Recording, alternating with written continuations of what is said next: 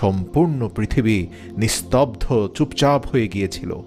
এমন সময় একটি আসমানি দুনিয়ার দরজা খুলে গেল, আর ঠিক সেই সময় হযরত জিবরাইল আলাইহিসসালাম তার বিশাল নুরানি ফেরেশতা বাহিনী নিয়ে বোরাক সমেত রাসূল সাল্লাল্লাহু আলাইহি ওয়াসাল্লামের সামনে উপস্থিত হলেন।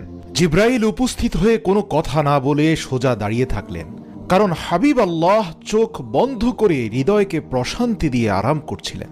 হযরত জিবরাইল আলাইহিসসালাম হাত বেঁধে দীর্ঘক্ষণ দাঁড়িয়েছিলেন আর ভাবছেন, যদি শব্দ করে তাকে জাগ্রত করি তাহলে হাবিব আল্লাহর সাথে বেয়াদবি হয়ে যাবে।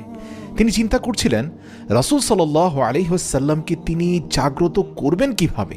আর ঠিক সেই সময় আরশে মুআল্লামা থেকে হুকুম নাজিল হলো, হে জিবরাইল, তুমি আমার মাহবুবের কদম মোবারকে চুমু দিয়ে দাও, যাতে করে তোমার মুখের ঠান্ডা স্পর্শে আমার মাহবুবের চোখ খুলে যায়। আল্লাহু আকবার।